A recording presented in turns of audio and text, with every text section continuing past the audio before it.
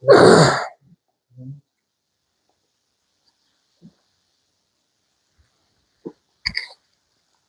الله.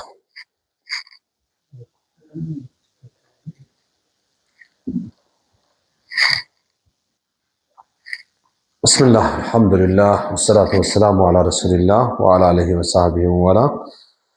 የዛሬ ቆይታችን አህካሙ ሳኢሚን ስለ ጻሚዎች ህግጋት አስመልክቶ ሲሆን إذا أكل المسلم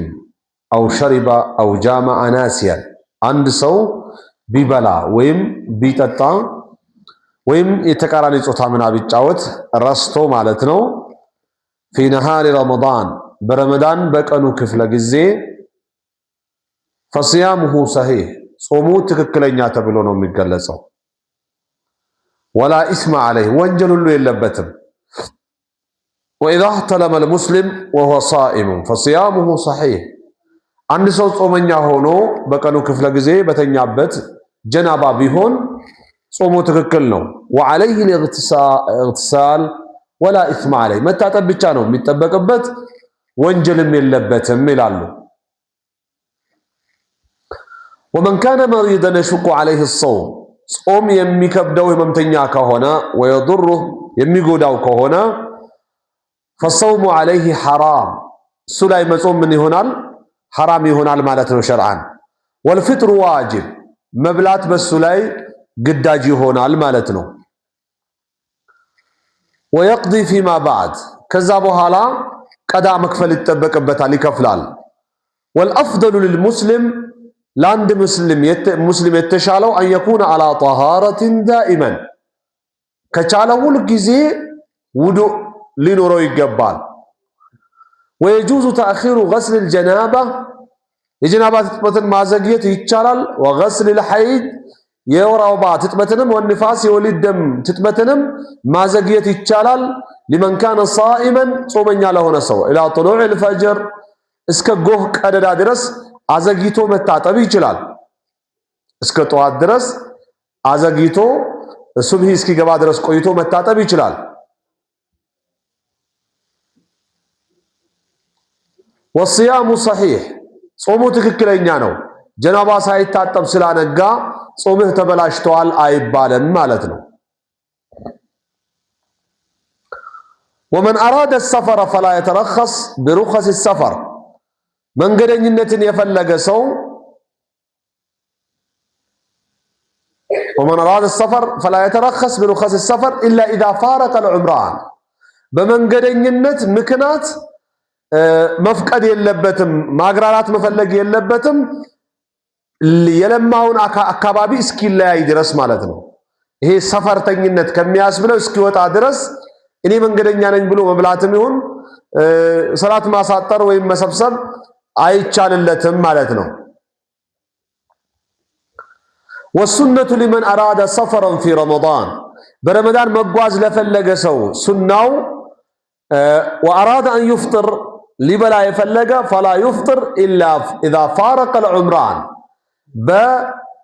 የለማውን አካባቢ ወይም ሰፈርተኛ የሚያስብለውን ቦታ እስኪላቀቅ ድረስ እስኪለይ ድረስ ምን ማድረግ የለበትም መብላት የለበትም ማለት ነው ምክንያቱም መንገደኛ የሚባለው በተለምዶ ለቆት ሲሄድ መንገደኛ የሚያስብለው ቦታ መሆን አለበት وإذا أقلعت الطائرة አውሮፕላን ጉዞ የጀመረች ከሆነ قبل غروب الشمس ፀሐይ ከመግባቱ በፊት ፀሐይ ያለች በረራው ከጀመረ وارتفعت في الجو አድማሱ ላይ ከፍ ካለች فلا يحل للصائم الفطر حتى تغرب الشمس ፀሐይ እስክትገባ ድረስ መብላት አይፈቀድለትም ለአንድ ጾመኛ ومن أكل معتقدا أنه في ليل በሌሊት መሆኑን ገምቶ የበላ ሰው فبان نهارا አጋጣሚ ቀኑ እንዳላለቀ ከተረጋገጠ أو أكل معتقدا أن الشمس قد غربت ወይ ፀሐይ የገባች መስሎት የበላ ቢሆንና فبان أنها لم تغرب ያልገባች መሆኗ ከተረጋገጠለት فصومه صحيح ጾሙ በሁለቱም ጊዜ ትክክል ነው ሌሊቱ ያለ መስሎት እየነጋበትም በበላበት ጊዜ ቀኑ የተጠናቀቀ መስሎት ፍጡር የደረሰ መስሎት በበላበት ጊዜ ጾሙ ትክክል ነው። ምክንያቱም ስህተት ነው ኸጣእ ነው የሚባለው ጾሙን የሚያበላሽ አይሆንም ማለት ነው። ወላ ቀዳእ ዐለይ ቀዳእ ራሱ የለበትም። ቀዳእ አልከፈልከ ክፈል ተብሎም አይገደድም ማለት ነው። ወመን አፍጠረ ሙተዓምደን ሊመስለሐት ገይሪሂ ለሌላ ብጃኔ ብሎ ሁም ብሎ የበላ ሰው ለምሳሌ ከኢንቃዝ ገሪቅን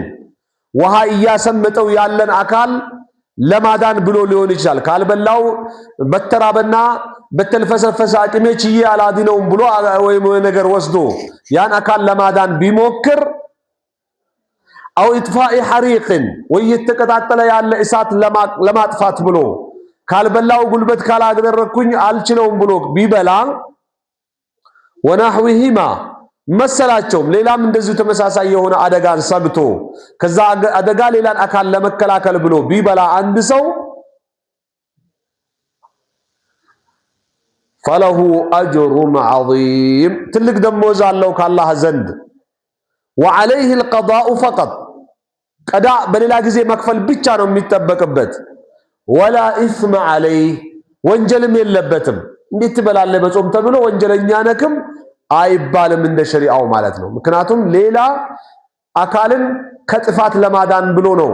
ይሄን ያደረገው ከሚል እስላም ዑዝር ይሰጠዋል ነው።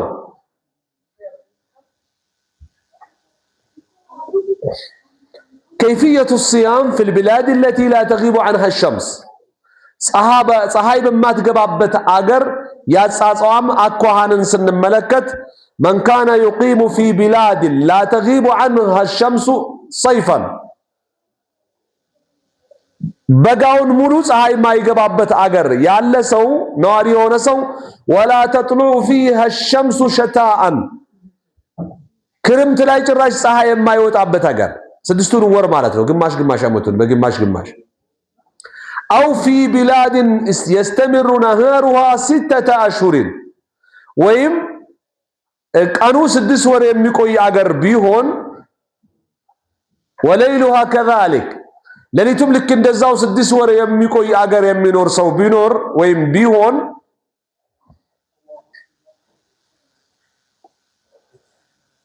አው አክሰረ ወይ ከዛም በላይ አው አቀለ ወይ ከዛም በታች فعليهم الصلاة والصيام በእነሱ ሰላትና ጾም አለባቸው። ሙዕተሚዲን አላ አቅረቢ በለድን ኢለይሂም ወደ እነሱ አቅራቢያ በሆነ አገር ተመርክዞ መብላትም ይሁን ማፍጠር ይችላሉ። የተማየዝ ፊህ الليل من النهار ቀን ከሌሊት የሚለያይበት ወደ እነሱ እጅግ ወደ ቀረበ አገር ህግ ይሰጣቸዋል። በዛ አገር ምን ይሆናሉ ማለት ነው? ተንተርሰው ይበላሉም ይጾማሉም ነው የሚሉት።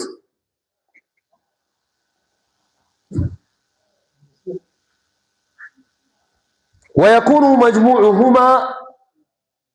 24 ساعة 24 ቀንና ሌሊቱ አንድ ላይ ሲደመር 24 ሰዓት ይሆናል። فيحددون أول شهر الصيام ونهايته የጾሙን ወር መነሻና መጨረሻውን ዝም ብሎ ይገምታሉ፣ ድንበር ያረጉለታል። 24 ሰዓት ሲባዛ በ30 ሊሉ ነው ማለት ነው። 24 ሰዓት ላይ ይሄን እየተጠቀሙ ይሄ የተወሰነውን የጎረቤት አገር ሌሊትን ሌሊት ብሎ የተየበሉ የጎረቤት አገርን ቀን ቀን ነው ብሎ እየበሉ 24 ሲደመር 24 ሲደመር 24 ወይም 24 ሲባዛ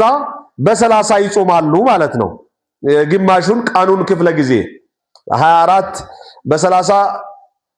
ማታና ቀኑን ሲካፍሉት በ15 ይሆናል ማለት ነው። 12 ሰዓት ቀን ያሉትን እየጾሙ ሌሊት ያሉትን እየበሉ ይሄንን ይገምታሉ። ዝቅተኛው 24 ሰዓት ነው የሚሆነው ይላል።